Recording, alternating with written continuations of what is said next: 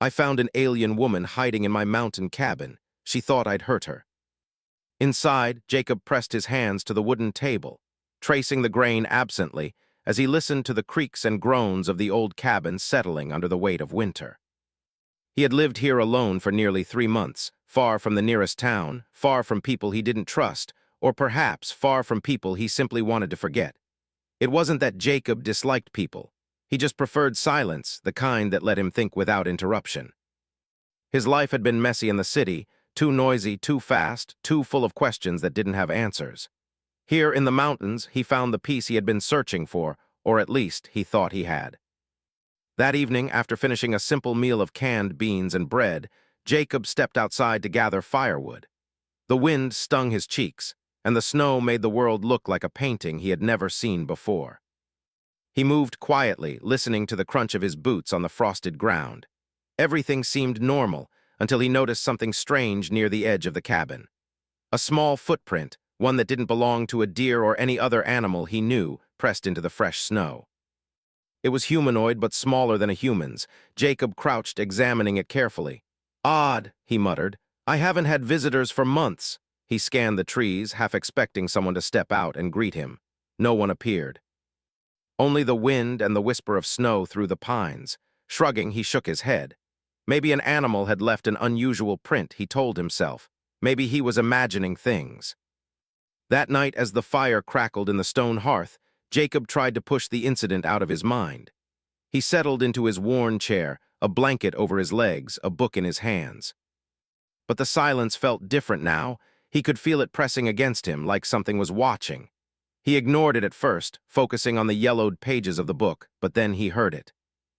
A soft, almost inaudible shuffle coming from the corner of the room near the small crawl space under the stairs. Jacob froze, his heart hammering in his chest. "Hello," he called, his voice steady but cautious. No answer. He set the book down and took a careful step toward the crawl space. The shuffling stopped. The hairs on the back of his neck stood on end. Slowly, deliberately, he knelt down and peered into the dark space beneath the stairs. A pair of eyes stared back at him. Large, luminous, and uncomfortably intelligent, they were not human eyes.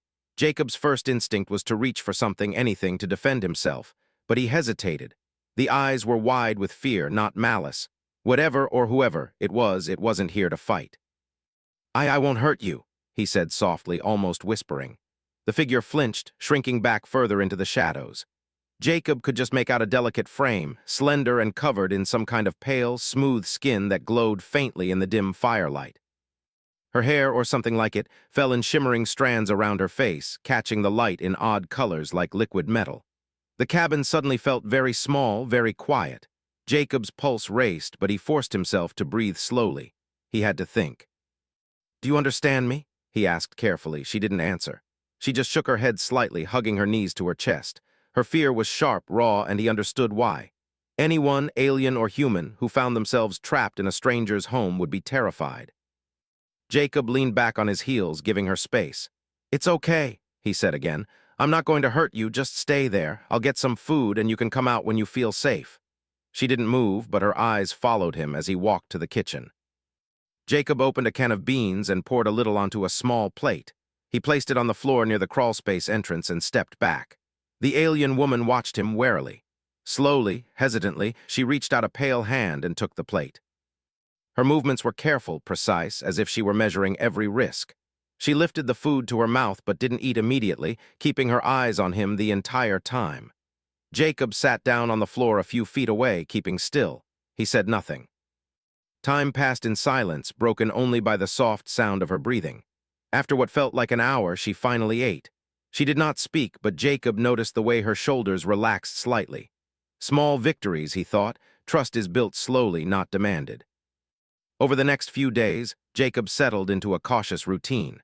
He left food in the crawlspace, brought blankets, and quietly repaired a small heater he had stored away, making the space warmer and safer.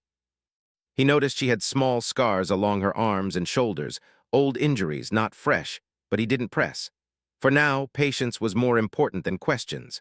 One evening, as snow fell harder outside, he heard her moving around the cabin. Not in a threatening way, but exploring, curious and careful. Jacob watched from his chair as she examined the simple human objects, books, tools, and trinkets. Her fingers brushed over the edges of the wooden table, traced the grooves in the floor, lingered on the firewood stacked neatly in the corner. She paused at the window, peering out at the mountains. The firelight caught in her eyes, revealing a flicker of something unfamiliar to Jacob. Wonder. Even fear couldn't hide it. "You haven't left," she said finally, her voice soft and musical though halting. It was broken English, simple words, but understandable. "You not hurt me?" "No," Jacob replied gently. "I'm not going to hurt you. I want to help, that's all." She studied him for a long moment, as if trying to decide whether to believe him. Then she nodded once, small but deliberate, and returned to the crawlspace. Jacob felt a strange mix of relief and curiosity. He wanted to ask questions, her name, where she came from, why she was here, but he knew he had to wait. Trust came first. Any sudden movement, any harsh word, and it could all be lost. That night he lay in his bed, listening to the wind howl outside and the faint sound of her breathing from the crawlspace. Sleep was uneasy, filled with strange dreams, of stars he had never seen, of voices he didn't understand, of hands reaching out across impossible distances. He woke with a start several times, certain he had heard something moving, only to find her still huddled safely in her corner. Morning brought a thin light through the frosted windows. Jacob made coffee, the smell filling the cabin. He placed a cup near her space, careful to respect her boundaries. She accepted it without words, sipping cautiously, her large eyes never leaving his. Jacob couldn't explain why he felt a strange connection to her. She was not human, yet in her fear, curiosity, and intelligence, there was something familiar, something that reminded him of what it meant to survive, to adapt, to be alive in a world that could be harsh and unpredictable. Days passed. Snowstorm after snowstorm kept them trapped together, isolated from the outside world. Jacob repaired broken tools, made simple toys for her to explore, and gradually she began to mimic his actions, stacking firewood, arranging small items neatly, even trying to help him cook simple meals. She was learning, observing, adapting, just like a human would. And slowly Jacob began to see something else in her eyes, not just fear, but intelligence, emotion, and the spark of something that might grow into trust. Then one evening a faint sound came from outside the cabin, a noise unlike the wind, a mechanical hum, distant but precise. Jacob froze, his heart sank. Whatever had brought her here might still be searching. The alien woman stiffened beside him, her hand brushing against his for the first time, not touching but seeking reassurance. She had hidden from him for weeks, yet now, instinctively, she understood he might be the only one who could protect her. Jacob nodded, almost imperceptibly. He didn't know who or what was out there, but he knew one thing with certainty: he would not let them take her. Not without a fight, and not without using every ounce of human ingenuity he had. The storm outside raged, the fire inside flickered, and in the quiet cabin, two beings, different yet strangely alike, prepared for a world that neither fully understood. And somewhere deep in her mind, the alien woman began to wonder if humans were not what she had feared. Maybe, just maybe, they could be something more. The snow had not stopped falling for 3 days. Outside, the mountains were hidden beneath a thick white blanket, the trees bending under the weight of ice and frost. Inside the cabin, the fire burned steadily, giving warmth to the small space. Jacob moved carefully around the room, preparing breakfast. The alien woman watched him from her corner, her large eyes following every movement. She had begun to speak a few words now, in broken English, but mostly she communicated with gestures and expressions. Jacob set a plate of hot porridge near her. She sniffed it cautiously before tasting it, then nodded, a small sign of approval. She still didn't trust him fully, but something had changed. She was beginning to understand that he was not a threat. He sat across from her, sipping his coffee slowly. "You must be hungry," he said gently. "I'll try to make it better every day." She tilted her head, studying him. Then she raised one hand, pointing to herself. "Name Lyra," she said softly. "Jacob," he replied. "Nice to meet you, Lyra." Her eyes widened slightly at the sound of his name. It was simple, normal. She repeated it in a quiet whisper, testing the pronunciation, as if trying to remember it for later. For the next few hours, they sat together quietly. Lyra occasionally mimicked his actions, stirring the porridge, arranging small items on the table, stacking firewood neatly in the corner. Jacob watched her with curiosity and amazement. Despite her fear and exhaustion, she was learning quickly, absorbing everything around her. Then, without warning, she froze. Her gaze turned toward the cabin door and her body tensed. Jacob followed her eyes. There was nothing outside the small windows, just snow and trees. Yet her reaction was clear. She was sensing something he could not see. "What is it?" he asked cautiously. Lyra shook her head, her voice trembling slightly. "They looking for me." Jacob's stomach tightened. Who is looking for you?" She did not answer. Instead, she pulled a small device from a hidden pocket in her clothing. It was delicate, almost like a piece of jewelry, glowing faintly with colors he had never seen before. She pressed a few buttons, and soft lights moved across its surface. Jacob could not understand the symbols, but he saw the fear in her eyes intensify. "They will come," she said finally, her voice barely above a whisper. "Take me away." Jacob felt a surge of protectiveness. He did not know who they were, but he knew one thing: he would not let them take her. "You're safe here," he said firmly. "I won't let anyone hurt you." Lyra's eyes softened slightly, but she still looked uncertain. Trust was not given easily. It had to be earned, and she had already learned that humans could be unpredictable.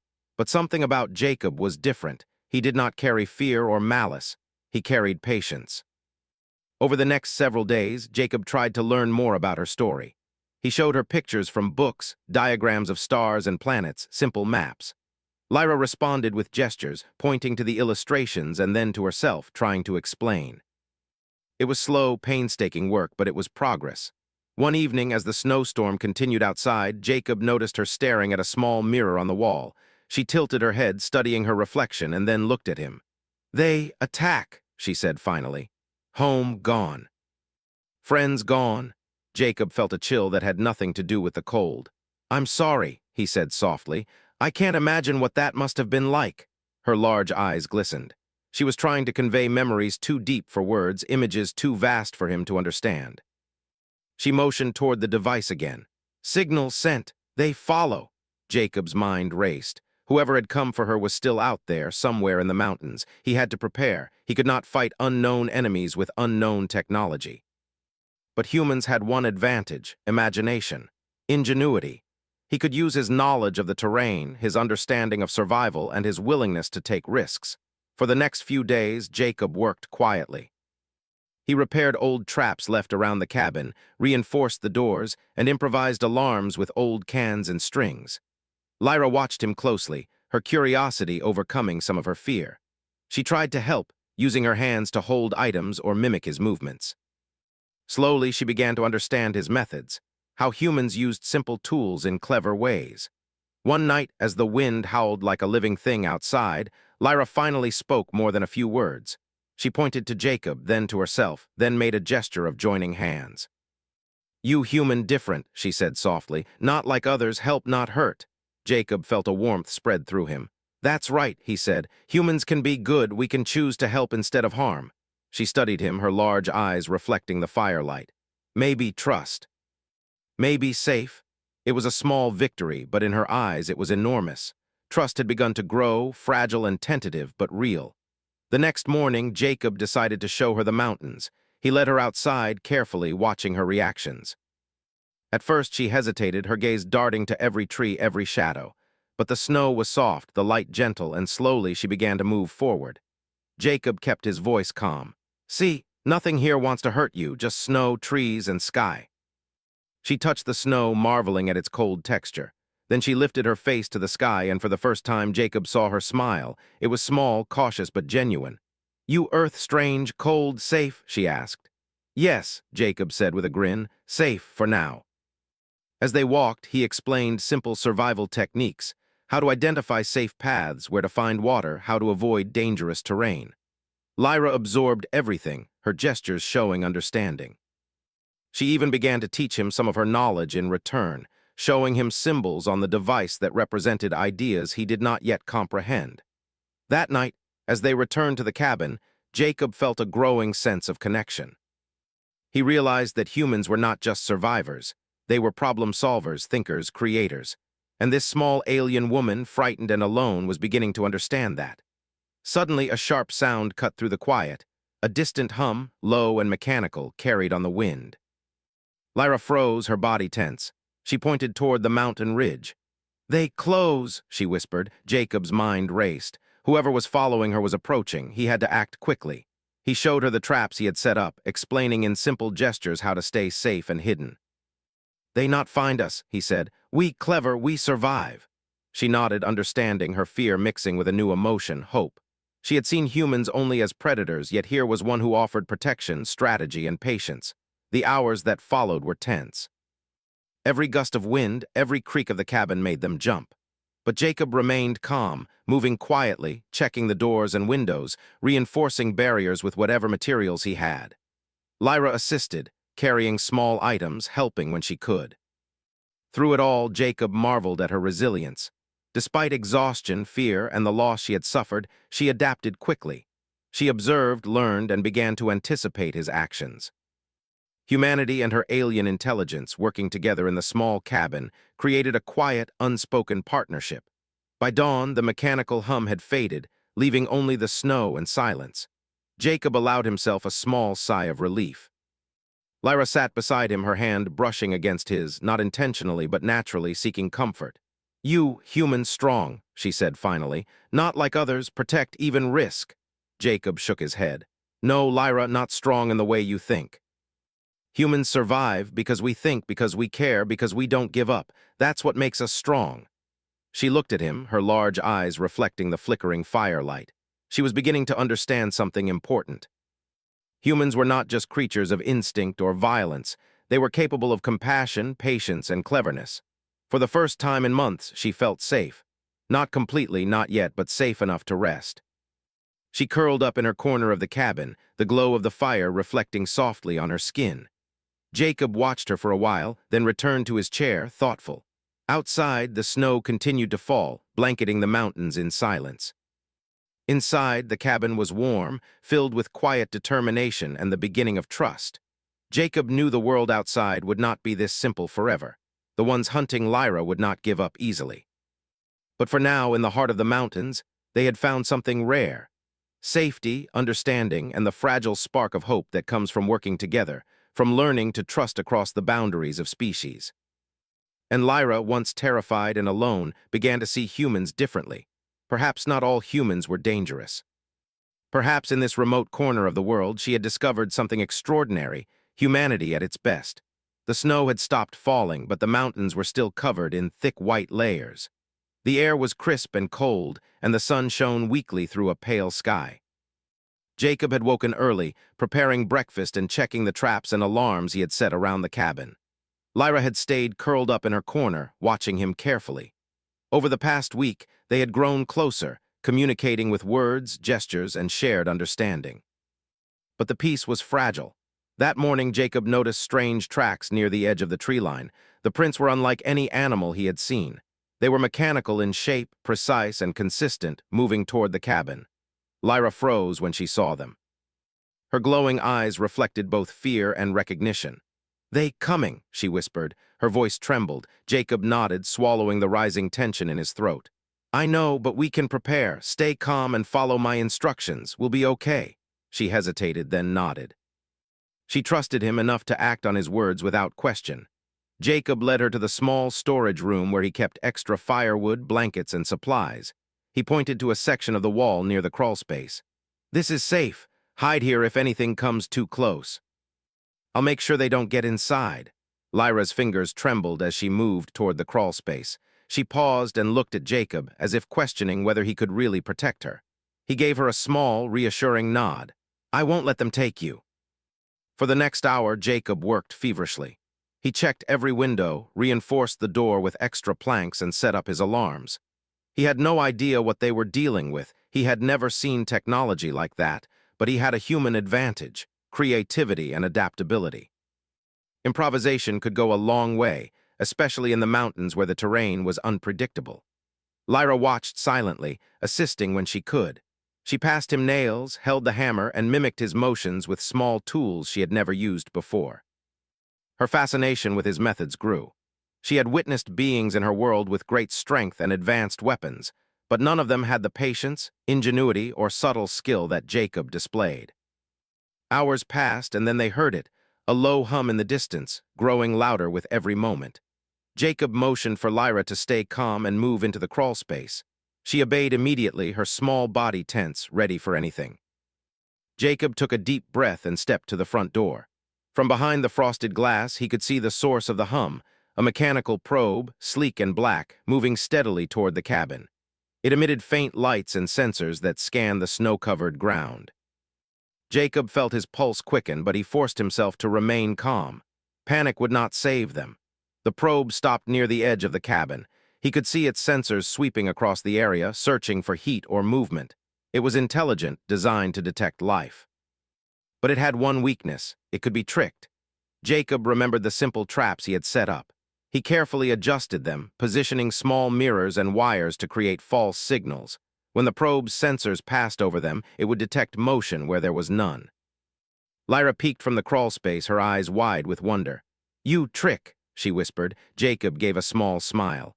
"Humans survive because we think, not because we fight. Sometimes cleverness is stronger than weapons." The probe advanced slowly, following the false signals. Jacob kept his body low, ready to act if it tried to breach the cabin. Lyra watched closely, her small hands gripping the edge of the crawl space. She was learning, absorbing how humans face danger with patience and strategy. After what felt like an eternity, the probe turned away, confused by the signals. Jacob exhaled quietly, relief washing over him. Lyra came out slowly, her gaze fixed on him. "You, human smart," she said, her voice filled with admiration. "Not like others." Jacob shook his head. "No, humans are not special because we are strong. We are special because we try, we adapt, and we care." Lyra studied him silently, her expression thoughtful. For the first time, she began to question her own assumptions about humans. They were not the predators she had feared. They could be protectors. The next days were tense. Jacob and Lyra remained on high alert, watching for any sign of the mechanical probes or other beings that might be searching for her. They communicated more than ever before, using gestures, simple words, and small symbols drawn in the snow or on paper. Lyra began to share more about her world, slowly, carefully. She drew simple symbols representing her home planet, her friends, and the events that had led her to Earth. Jacob watched, fascinated. Though he could not fully understand the technology or the culture she described, he understood the fear and loss. "They destroy," she said one evening, pointing to the symbols of her home. Her voice trembled. "Friends gone, family gone, I escape." Jacob's heart ached. "I'm so sorry," he said softly. "No one deserves that." She shook her head. "You different, help not hurt." "Stay alive," Jacob nodded. "Yes, that's what humans do best. We survive, and sometimes we protect." One night, as they sat by the fire, Jacob noticed her studying the device again. It was small, delicate, and glowing faintly. She pressed buttons carefully, showing patterns that he could not understand. "They track," she said. "Signals strong, they coming back." Jacob considered the situation carefully. He did not have advanced weapons. He had no way to fight them directly.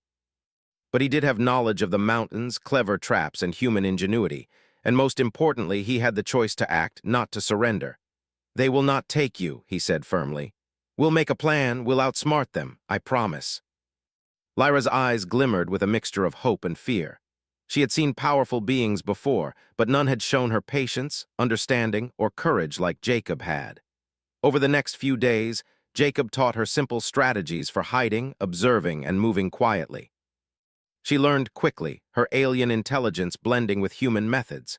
Together, they mapped escape routes, identified safe zones in the snow-covered terrain, and set up signals to warn each other if danger approached. Then, one morning, a shadow moved along the ridge. Jacob froze, scanning the horizon. The mechanical probes were back, more numerous this time, moving with precision and coordination. Lyra instinctively ducked behind the firewood stack, her glowing skin blending with the shadows. Jacob motioned for her to stay low. He knew the next moments would be critical. "They strong," she whispered. "I know," he said softly, "but we are smarter. Humans survive because we think, watch, and learn." Jacob used the terrain to his advantage. He lured one probe into a narrow path between trees and rocks, where he had set a series of simple but effective traps, weighted branches, tripwires, and mirrors to confuse sensors. The probe faltered, hesitated, and then retreated slightly, confused by the false signals. Lyra watched, amazed. "You human clever, not fight but win." Jacob gave a small smile. "Yes, sometimes thinking is stronger than strength. Sometimes patience and understanding save lives."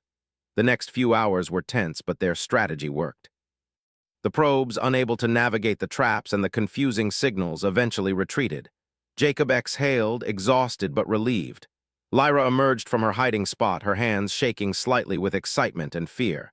"You protect me," she said softly. "Human, different." "Maybe good," Jacob shook his head. "Not special because I protect, special because humans try, we think, and we care. That's what makes us human." Lyra nodded slowly, her eyes shining. For the first time, she began to believe that humans were not the dangerous creatures she had feared. Instead, they could be clever, compassionate, and capable of remarkable things. That night, as snow fell lightly again, they sat by the fire. Silence filled the cabin, not with fear but with understanding.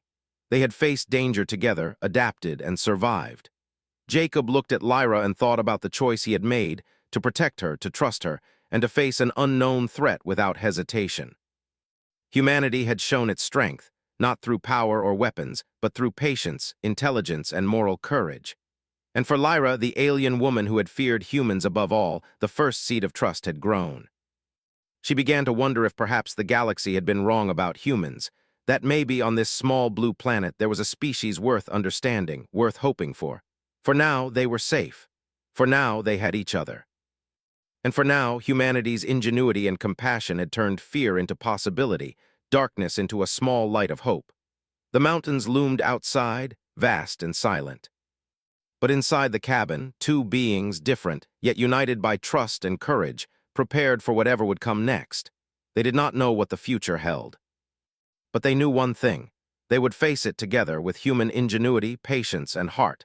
The mountains were quiet at dawn, except for the occasional creak of trees heavy with snow. The wind had slowed, but the air remained crisp, biting at Jacob's cheeks as he stepped outside the cabin. Lyra followed cautiously, keeping close to him. Her pale skin shimmered faintly in the weak sunlight, and her large eyes darted constantly to the ridges and treetops, searching for danger. Jacob had slept little, his mind turning over every possibility. The mechanical probes were still out there somewhere, and he knew more would come. But he was not afraid, not because he was strong, but because he was clever. And he had something even stronger than cleverness: patience, observation, and the determination to protect someone who depended on him. Lyra mirrored his careful movements as he examined the snow around the cabin. Tracks were visible now, faint impressions left by machinery, not creatures. Jacob crouched, studying them. "They are cautious," he murmured. "They're looking, but they don't know how clever we are. That works in our favor." Lyra tilted her head. "Clever, human, different," she whispered. Her voice carried a new tone, curiosity mixed with awe. Jacob smiled faintly. "Yes, humans are good at thinking. We use our brains, not just our hands. Sometimes that's enough to survive." He spent the morning reinforcing their defenses. Simple tools, weighted branches, and wires were used to create alarms and misdirections. He even dug small trenches hidden under the snow to slow any approaching machines. Lyra watched every action, trying to understand his methods. She was learning quickly, seeing how humans could turn the environment itself into a tool. By noon, Jacob led her to the ridge behind the cabin. From there, they could see farther into the mountains. He pointed to distant peaks and valleys, explaining how they could use the terrain to their advantage if the machines returned. Lyra followed closely, nodding as she absorbed every detail. "They follow?" she asked. "Maybe," Jacob said, "but we can use the mountains. Humans survive because we adapt. We can hide, trick, and escape. That's what we do best." They spent hours scouting the area, marking safe paths and potential hazards.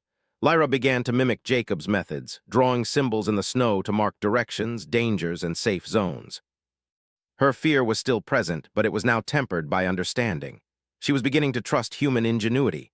As night approached, a faint hum echoed through the mountains. Jacob froze, signaling Lyra to stay low. The probes had returned, more coordinated and numerous than before. They moved like a wave, scanning every tree, every ridge, every shadow. Jacob and Lyra slipped into the cabin, moving quietly. He checked the traps, ensuring everything was ready. He whispered instructions to Lyra, showing her how to stay hidden and what to do if the machines got too close. "They strong," she whispered. "Yes," Jacob said calmly, "but we are smarter. Watch and learn. Humans survive because we think." The first probe approached the cabin, sensors scanning for heat or movement. Jacob watched closely. He tugged on a wire connected to a weighted branch, triggering a small avalanche of snow that fell in front of the machine. Its sensors detected movement and hesitation. The probe paused, recalibrating, confused by the sudden shift in its environment. Lyra's eyes widened. "You, trick again," she whispered. Jacob nodded. "Yes, humans are clever. Strength isn't always the answer. Observation and patience can be stronger than weapons." The next hours were tense. Jacob guided Lyra as they moved quietly from room to room, using the cabin itself as part of their defense. They had set up mirrors and reflective surfaces to confuse sensors, creating false heat signatures and shadows. When one probe tried to approach the crawlspace, it was delayed by a clever trap Jacob had constructed using snow and branches. Lyra helped where she could, placing small items in patterns that enhanced the traps. She was learning the human way, thinking ahead, using logic and observation to survive. She had never seen anything like this before. On her world, power and speed often determined outcomes. Here, patience and intelligence had become the true weapons. Hours passed, and the probes grew frustrated. Unable to navigate the traps and false signals, they began to retreat, scanning the surrounding mountains one last time before moving away. Jacob exhaled slowly, relief washing over him. Lyra emerged from the crawlspace, her eyes reflecting both admiration and wonder. "You, human, clever, protect without fight," she said softly. Jacob smiled. "Yes, we survive because we think, and sometimes we protect others too." Lyra studied him, her expression thoughtful. She had feared humans, expecting aggression and cruelty. But now she understood that humans could be patient, clever, and morally strong. They could face danger not just with weapons, but with intelligence and care. Over the next few days, Jacob and Lyra continued to reinforce their position. They mapped escape routes, learned more about each other's abilities, and prepared for the eventual return of the pursuers. Lyra began to teach Jacob small pieces of her own knowledge, symbols and patterns that represented advanced ideas, though he did not fully understand them.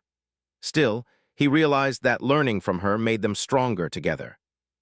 One morning, as the sun rose behind distant peaks, Jacob noticed a faint glimmer in the valley below. At first, he thought it was sunlight reflecting off the snow. Then he realized it was something moving, another probe, or maybe more than one. Lyra whispered, fear creeping back into her voice. Jacob placed a hand on her shoulder. "Stay calm, we are ready. Humans survive because we adapt. We will use the mountains, the traps, and our brains. Nothing can catch us if we stay clever." The machines advanced slowly, scanning the terrain. Jacob guided Lyra through hidden paths, avoiding open areas. They used decoys, branches shaped like bodies, reflective surfaces that mimicked heat, and snow-covered obstacles that slowed the machine's progress. Every move was calculated, every step designed to confuse and delay the enemy. Lyra watched him carefully. "You, human, think always?" Jacob nodded. "Yes, thinking, observing, adapting, that is what humans do best. We survive because we do not act blindly. We plan, we care. We choose." Hours later, the machines retreated again, frustrated by the terrain and the clever traps.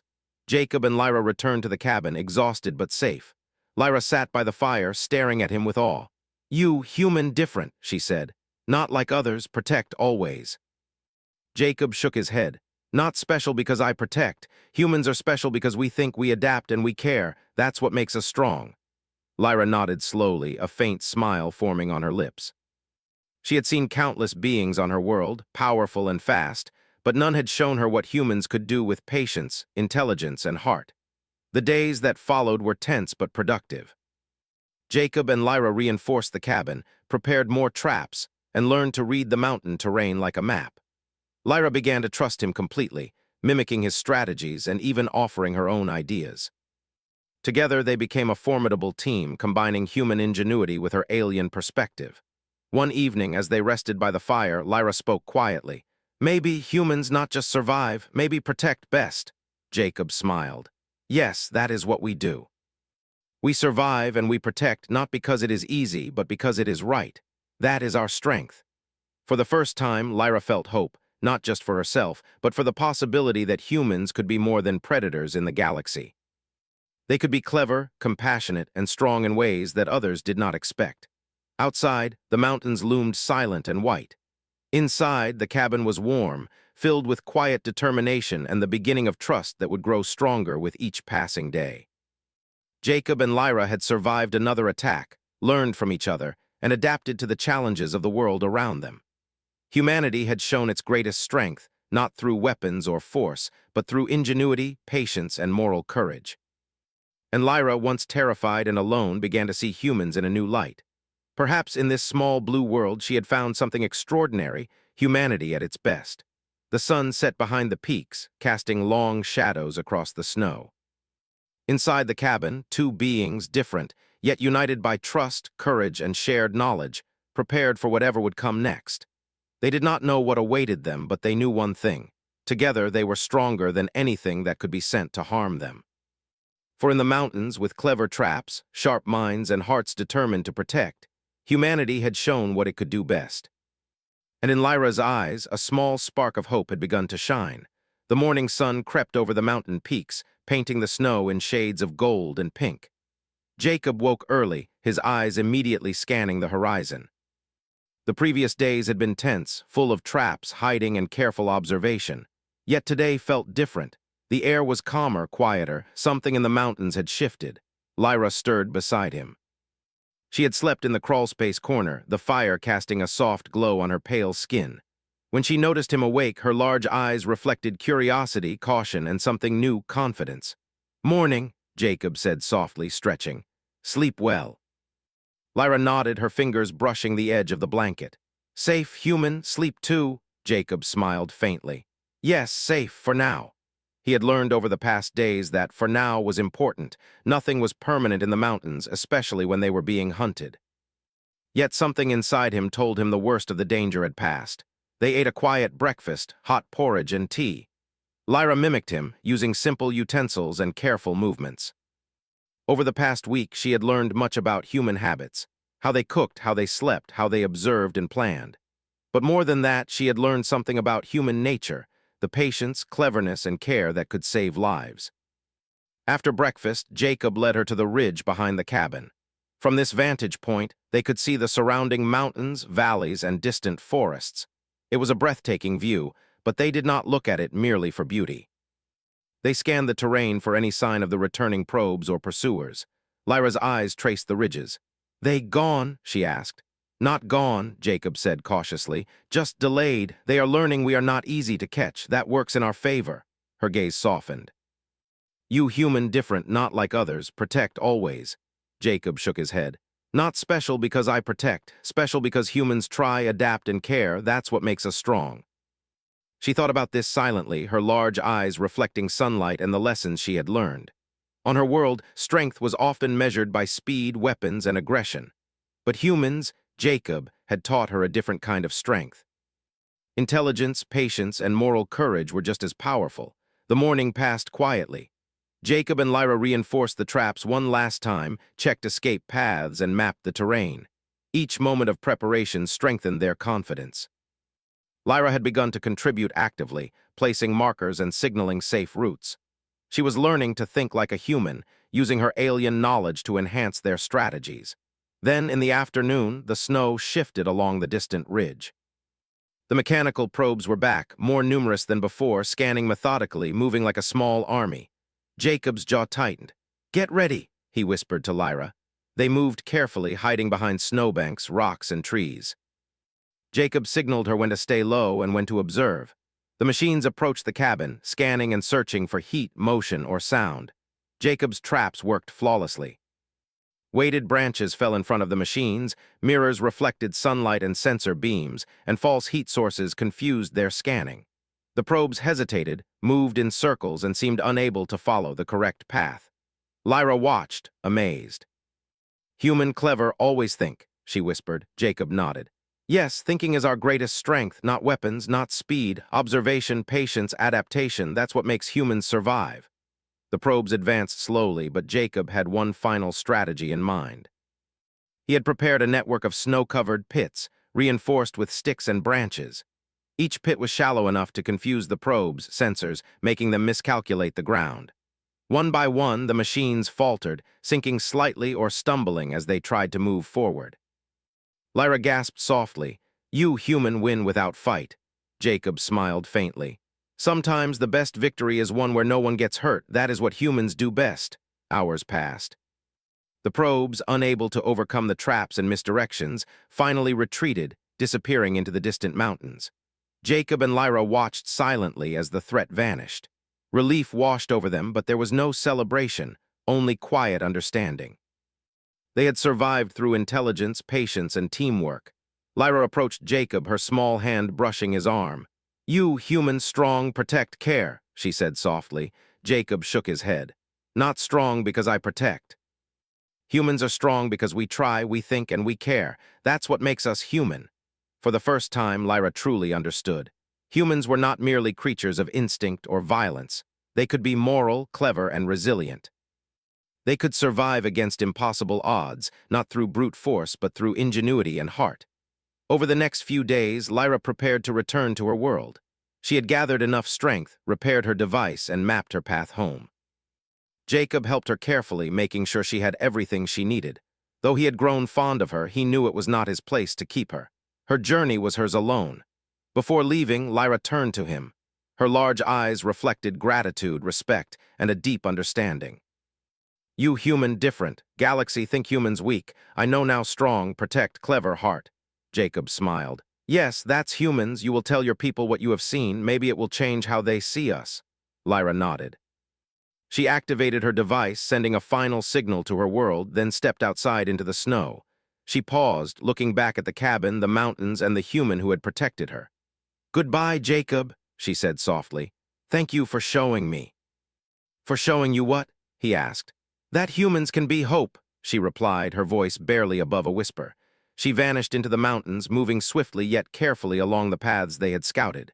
Jacob watched her go, feeling a mixture of pride, sadness, and hope. He knew that she would carry the story of humans' ingenuity and moral courage back to her world.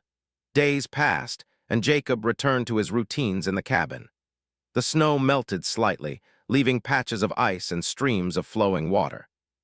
He tended to his supplies, repaired tools, and reflected on the events of the past weeks. Humanity had shown its greatest strength, not through weapons, not through aggression, but through intelligence, patience, and care. Lyra's departure left a quiet in the cabin, but it was a peaceful one. Jacob knew that the galaxy would now have a different story to tell about humans, one of cleverness, resilience, and moral courage. Weeks later, Jacob noticed changes in the world around him. Animals returned to areas previously quiet. The snow began to melt into streams, and the mountains seemed almost alive with the quiet energy of life. Yet somewhere beyond the mountains, Lyra traveled, sharing the story of a human who had risked everything to protect someone weaker, who had shown that morality and cleverness could win where power and aggression might fail. Jacob continued his life in the cabin, but he was no longer just a man living in isolation. He was part of a larger story, one that would ripple across the galaxy. Humans had been underestimated, their strength doubted. But through patience, intelligence, and heart, they had proven something extraordinary. Lyra's words echoed in his mind. Humans can be hope. Jacob smiled. He knew the future would be full of challenges, new dangers, and unknown beings. But he also knew something else. Humanity would face them with ingenuity, compassion, and courage. That was what made humans strong. That was what made humans remarkable. And somewhere far away, an alien woman told her people a story that changed their perception forever. A story of a human, a cabin in the mountains, and the cleverness, patience, and heart that had saved her life. In the heart of the mountains, Jacob looked at the sunrise, feeling the warmth of hope in his chest. Humanity had won, not through domination, but through the quiet power of intelligence, understanding, and moral courage. And for Lyra, and for countless others who would hear her story, humans would no longer be seen as just another species. They would be remembered as clever, compassionate, and capable of extraordinary things. The mountains remained silent, majestic, and eternal. Inside the small cabin, a man sat by the fire, reflecting on the events that had changed everything. Outside, the world was vast and unknown, full of possibilities. But Jacob knew one thing with certainty. Humanity's greatest strength was not in weapons, speed, or brute force. It was in thinking, caring, and never giving up. And that strength, Jacob realized, would always make humans remarkable. The mountains held their secrets, the snow slowly melted into streams, and life continued. But one story, small, quiet, and extraordinary, would ripple across the stars, a testament to what humans could do when they chose to survive, protect, and hope.